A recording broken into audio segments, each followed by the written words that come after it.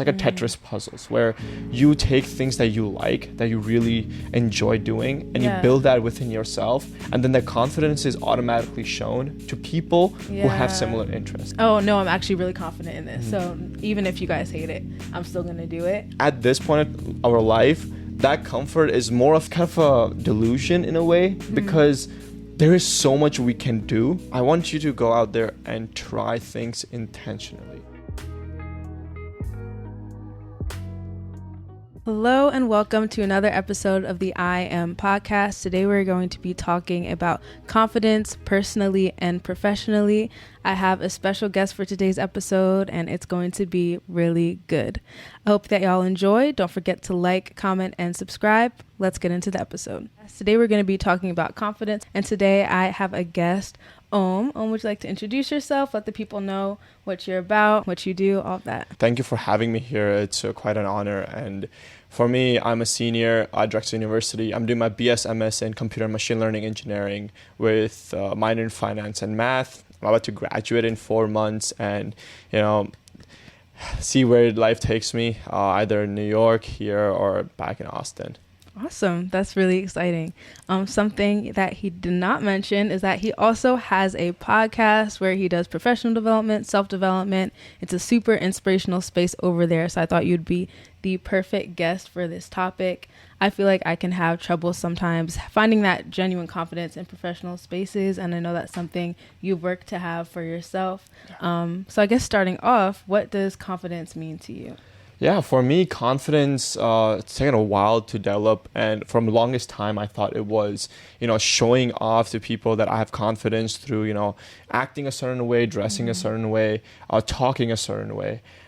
But especially in the recent years in college, I've learned that confidence it's like a building block within yourself. It's like a Tetris puzzles where you take things that you like, that you really enjoy doing, and you build that within yourself. And then the confidence is automatically shown to people who have similar interests. That's good. So it's kind of finding that security and like literally strong foundation in what you enjoy doing first. Yeah. So it's a lot more intrinsic than like extrinsic, essentially. Also. Yes, for sure. I mean, I think in the world of social media, everyone is like showing confidence by buying the best stuff or like doing the things that you think you want to do.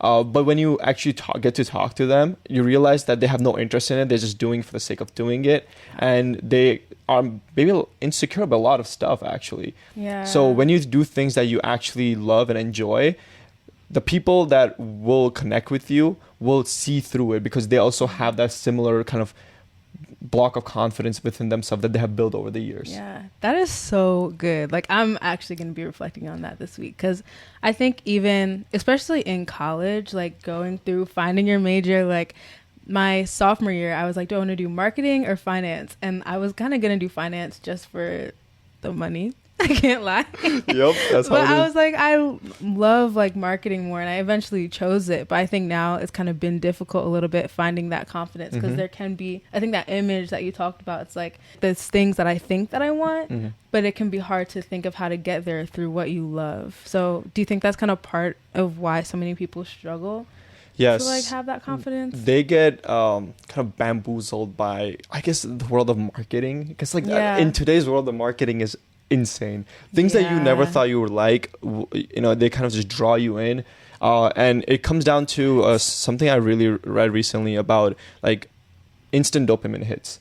A lot of people have that and they're like addicted to like being feeling good all the time, every second, doing something or like having someone like your post or comment or like reach out to you to do something with you, and that leads to them like always chasing like this endless dopamine hits rather than like just sitting down enjoying the things that they want to do.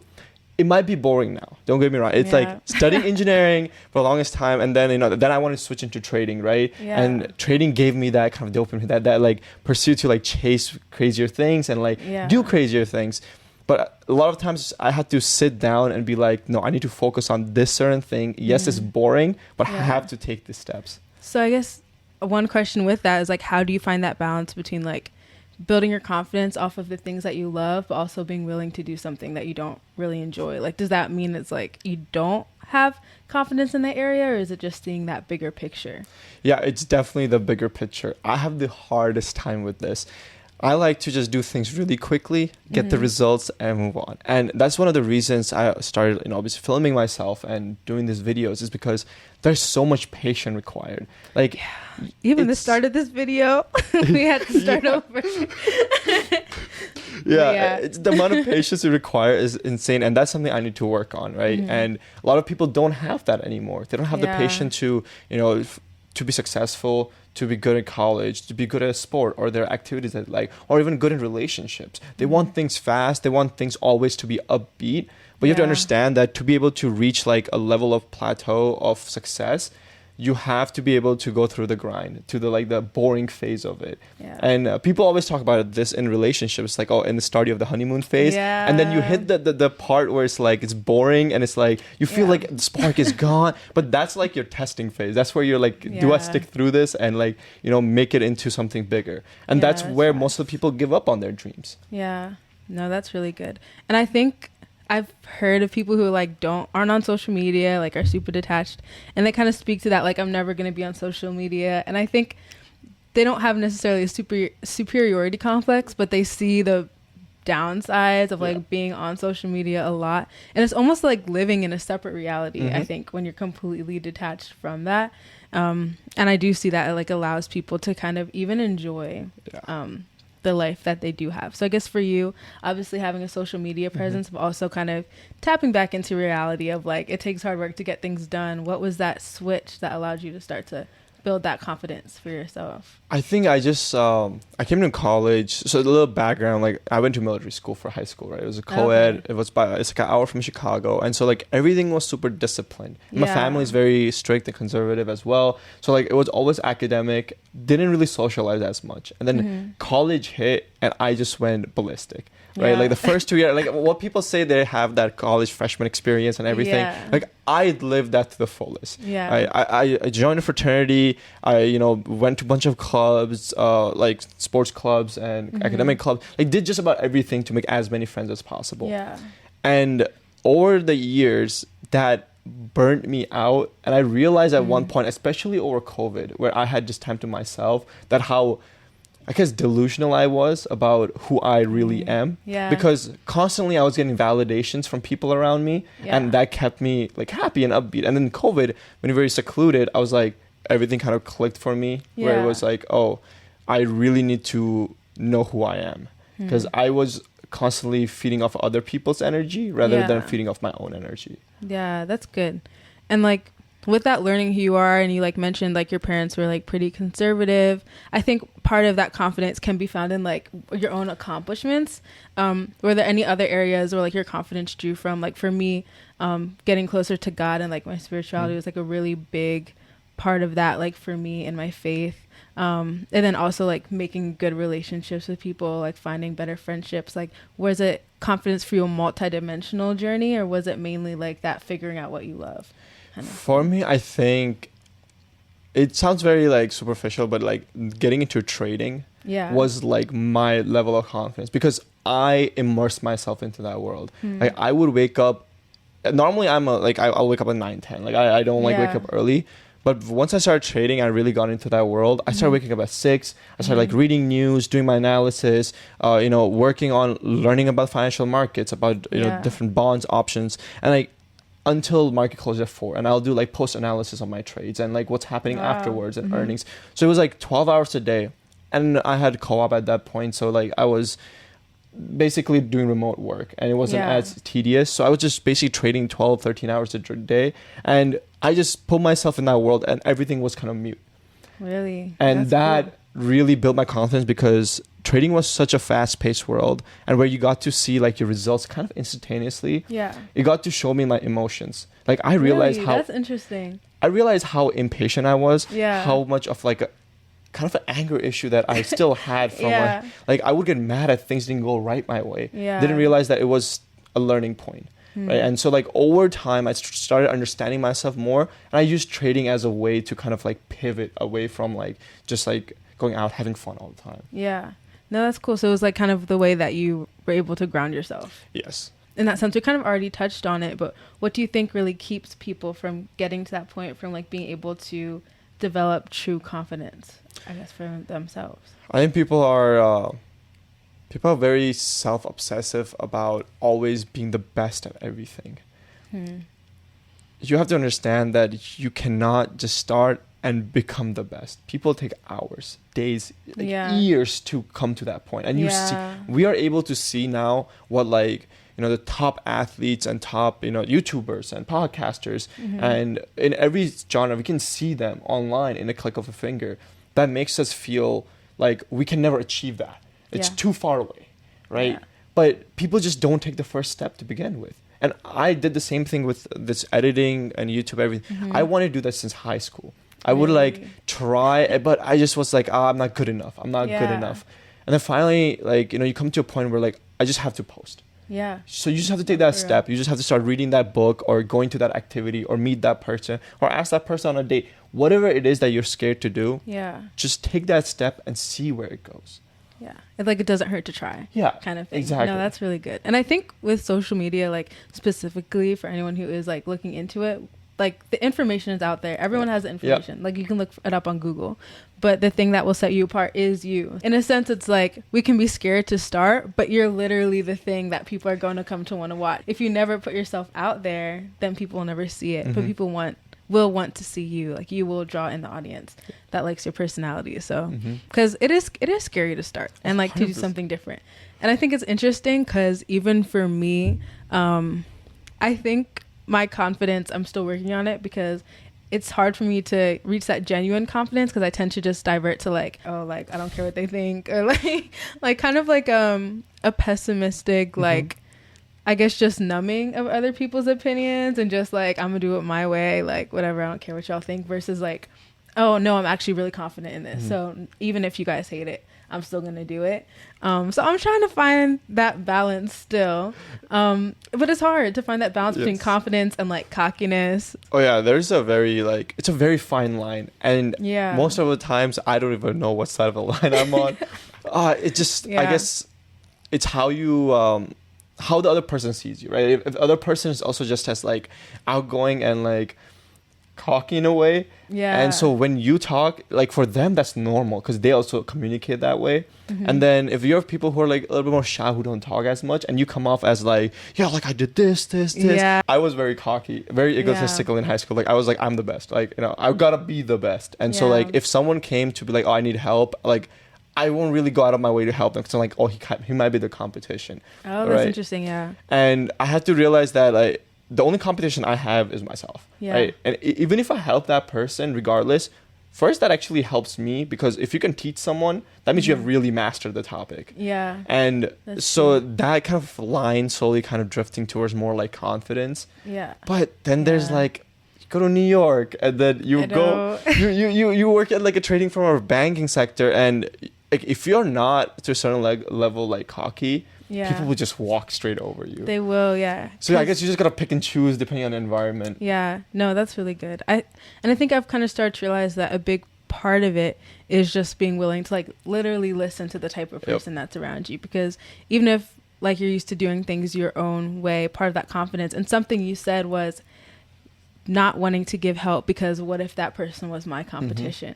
But when you start to get to the point where you're just in your lane, which goes back to that building blocks thing that we were talking about at the beginning, once you start to have that for yourself, then you can be okay, this is already what I'm building.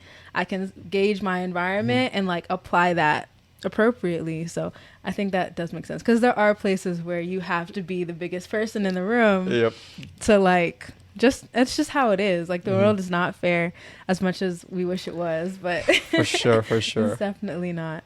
So I guess with finding the places to put your confidence in and how those environments can change so much, is it possible, you think, to ever be fully confident? That's a great question. I don't think there is a end goal. People love to quantify stuff, and they like to be I don't want to tell scale of happiness, I'm a 9. It's so hard to know that as you grow, the things that you're confident in will change, because right now I want to be confident in my career. I want to be confident in who I am as a person, because I'm still growing and trying to understand what are my necessities, what are things that I really want to really love and really don't love. Yeah. But at a certain age, when you're in the 30s, 40s, and 50s, while you're still trying to find that, you already have created a good foundation for yourself in your younger age. Now it comes in confidence in your spouse, your kids, your future, your retirement, right? And at that point, you know, if you have relatives and things who are getting older, you don't have confidence in them and them being situated and happy. So as you grow through different phases of life, what confidence is needed is going to change. And so there's no real way to quantify if you can always reach the ceiling of confidence. I think it's like an ocean, right? Like, it's just, things will always be full in a way, but not full enough. That was a good analogy. That was really good. And I think that is true, how like those places you draw that confidence from change. I feel like the place my mind immediately went to, there was like, what do you do then with your confidence if like all of those things go away? You know what I mean? Like, because you never know what will happen the next day. So it's like, then like, where does that source of confidence come from? And I know a lot of times I think people will say like, that confidence comes from like myself, like internally, but it's like, I feel like there's only so much confidence we can give like just ourselves, like sitting in a room. You know what I'm saying? So I know like for me, I have to find the reference, I don't remember, but there was like a Bible verse that essentially was saying like, but as like for me, like my confidence is in the Lord.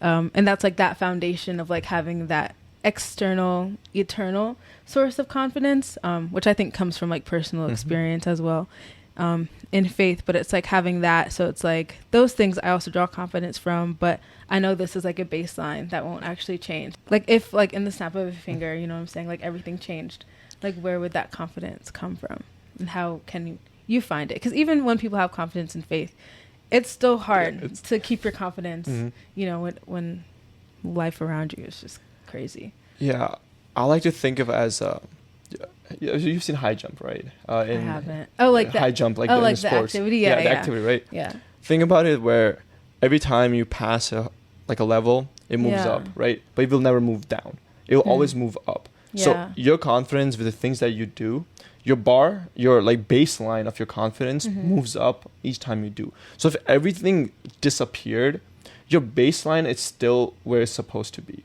right? You might feel it wavering around, but inside, over the hard work, you have created a very good foundation for yourself.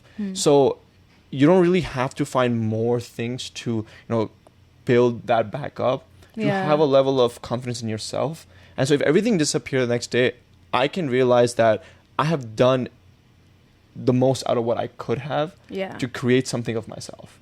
And you can just add more stuff and you can find new things. And that's one of the things, comfort is a killer of confidence. When you're too comfortable in life, you end up losing sight of what you always wanted to do or want to be. No, that's true. That's actually true. Like I think recently this year also I've been feeling that, because I've been growing in some areas but like backtracking in some areas, and I feel it hits. I'm like, what's happening right now? So that's really true. Yeah, for me, like I used to be very comfortable. Like there's some times you just want to be like, I don't want to like really change anything. You feel like you have reached a peak of like, oh, like personal relationship are going well, academically you're doing great, like sports wise you're going to the gym, like you think everything in life is like perfect, and like you're at a place where you don't want to leave. It's like waking up in the morning and being in covers and you don't want to, like, it's like a little too cold outside and you just don't want to leave the bed, right? But you have to understand, like at this point of our life, that comfort is more of like, it's kind of a delusion in a way, because there is so much we can do. It's that our humans are made to just feel safe and happy and comfortable, and for many that's a perfect place to stay for the rest of their life. But I think people like you, like me, and others around us who have goals and ambition, that comfort ends up kind of making us lose sight of what we want to do. That's true. So I guess in that, I never thought of that part of it where it's like it can depend on the type of person too. So I guess because some people just don't want to, they like are really actually just don't want to do the most, which I think is a blessing. Yeah. Because I always want to do the most, and it gets tiring sometimes. But that is true. It's like, I think also like to the sense like how you said like humans are made to like have that like comfort and happiness and joy. Like we're also made to like create. So like for some people that might be fulfilled in like baking cookies every Friday night. For some people that's fulfilled in like starting a podcast or like pursuing trading, or like things like that. So I guess literally back to the first point you made, which was fire. Confidence is finding those things that you really love and like starting to build off of that foundation. Yeah, this was really good, like summary of personal confidence. When it comes to the professional space, like for example, you made a reel about networking and like you went to a networking event. Like how do you keep the confidence when there are people who are better at you, who are farther along than you? I guess how do you navigate confidence in that space? Because I think a lot of times, even at my current co-op, someone came and like walked by my desk. They were a new person in the office that I hadn't seen before, some higher up. And I was like, oh, I haven't met you before. What's your name? And I introduced myself and I shook their hand and like all of those things. And then one of my managers emailed me and was like, oh, this person was so impressed by you. And I was like, I gave a basic introduction, like, but I think our generation has a hard time having like a base kind of level of confidence in those situations. So I think a lot of the times I had a really difficult time, especially in the first co-op I had, when I want to talk to managers or other people, because in my head I always saw them as above me. Yeah. Right. And professionally, yes, they are. But when we are having conversations, especially at networking events, when you meet CEOs, managing directors, VPs, and all of them, right? Yeah. Go up and talk to them just like any other person. This is a networking event outside of workspace. So they're also there not to just talk about work. When you're able to interconnect with them at a personal level, it could be small things as what they're drinking, how are they talking, what they're wearing. Yeah. If they're like looking at a TV and they're really engaged in the Phillies, right? Or the Eagles, start a conversation about that, right? And so when you approach someone without a predetermined mindset that they are above you and they're like better than you, then you can just, then that level of confidence that you have in yourself just automatically goes up, because it's like meeting a new friend. Yeah. Right. No, that's good. Yes, they're at a higher level, right, professionally, but you're at a networking event where you're trying to get to know them outside of work. Yeah. And in the end of the day, and I've had this a lot of the times with the people I've met, and a lot of the job offers or the opportunity I've gotten is because I was able to connect with them outside of work, where they liked the idea of working with me rather than just hiring me for the sake of doing the work. Yeah, but they liked like actually being around you as a person. Yeah. No, that's really good. And I think having that freedom to like be your genuine self is what allows that to happen. Because I think another question that people have when it comes to that networking in a professional space is like, how do you keep those connections going? Like when your co-op ends or when you leave the networking event. And an advice I had been given was, if it's a genuine connection, like pursue those. So it's important to like be genuine first as yourself. I think it's, you should never push your personality or who you are onto them. Let it come out naturally. And as I said in the starting, when you have a level of confidence in yourself and what you did, and you build it off what you love, people who have done the same thing will see it clearly. It's the same way like people who have gone through the phase of going through internship, going to networking events when they were young, they will see what you're trying to do and like help you out. And people who haven't, maybe they're just given the opportunity, nepotism, there's like 100 different things, right? They won't see it and they will be cocky and they will like, try to ruin your confidence or try to like, push you down. Okay, you don't need that. You could, there's hundreds of other people that you can use or utilize to make yourself better. Yeah, no, that's really true. So finding those, again, genuine connections, because I think something you also have to think about is like, yeah, this is a great opportunity now, but do I even want this to be my future in the long term? And I think with that, another just thing to think about is like, what do you say to like the people who maybe the thing that they love isn't something that would automatically give like really high returns or even like stability? When you talk about like those job careers, like if someone really wants to be like a painter or like a writer, and like those things are tend to be pretty risky to like kind of put your all into. So like, I mean, like trading, like, it's still very risky, but the skills that you learn from it, you can kind of get a job, like, I'm saying, anywhere. So it's like kind of ends up feeling a little bit like a different conversation when you kind of get into those less what's the word, like less I have financially paying jobs, or like less stability of it's a job. Yeah, I actually just like talked about this with my friends a couple of days ago because I saw this video on TikTok where this guy made a painting, but he drew everything. It takes him like 120 hours. Oh, wow. And he makes hyper realistic images of people. They're not photographs, but they look like photographs. Yeah. That talented, right? And I was thinking like a lot of the doctors, STEM, computer engineers, trading, finance, right? You work, you make a lot of money. There's a potential there. Yeah. But it's very difficult as content creators or artists and painters to, you know, reach that same level of stability at the same pace or keep the same pace. Yeah. And it comes down to that. If you look at quantitatively, yes, the returns are not that high. But I realized that in the long run, the return of being able to express yourself the way you want to and put your thoughts on the paper in the right way the other person can understand it. You can to paint something that you have imagined and make it even better is a skill and a talent that goes beyond anything that you have learned or money that you have made. Yeah. Because at some point in your life, you'll be sleeping or you'll just be having coffee and you have this thought and you want to like express yourself in a way and you just don't know how to. Because you have spent your time reading books, doing mathematical equations and like going to 9-to-5 work. Yeah. Right? Yeah. So do those things, but also learn how to express yourself. And the people who are English majors, arts and painters, they have a way with words. They have a way with their imagination that lets them express who they are and other people to understand it without ever even meeting them. Yeah, that's really true. It's really true. It's like it's a specific gift to be able to draw people in through the arts. And I think that is good because money isn't everything. Yeah.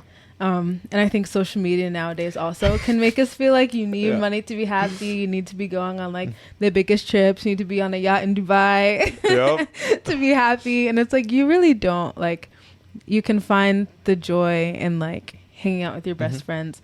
I did a solo trip at the beginning of last year. And while it was amazing, it was so great. Like finding more valuable relationships this year, I was like, I feel the same joy as I felt like, I don't know, climbing a really cool like mountain in Hawaii as I feel sitting here right now, like watching a TV show with, and like, of course, like, you know, there's differences in those like activities, but remembering the things that are like actually valuable. Yeah. That's good. That's really encouraging. And I guess just to, end off, bring close, what would your advice be to anyone who's struggling with that first level of like personal confidence, finding that confidence as a person to be able to, even if they aren't the loudest in the room, walk in a room and feel comfortable with who they are? Yeah. There's always something that I live by. I want my name to be known in the rooms I haven't entered. Right? And the way you do that is not only doing all the things that you love, right? That's something that everyone should do, but I want you to go out there and try things intentionally. Like intention and not with people, by yourself. If you tried different things enough times, you will able to find something that you are truly in tune with. It's the idea of, you know, like when you go out to a restaurant, right, and you have this like really small bites and like really expensive meals, like 20 courses, right? Yeah. But you're going to find one of those courses that you really like. And that's why people think it's worth the money. Because they really thought that one, like, design, the thing was, like, perfect, right? Same thing with relationships. Like, be able to create that first step. It's just trying new things. And people scroll through TikTok for hours. Like, I want to try this. I want to try this. See people doing it and be like, I want to do this. I want to do this. Oh, if I had the money. Oh, if I had this.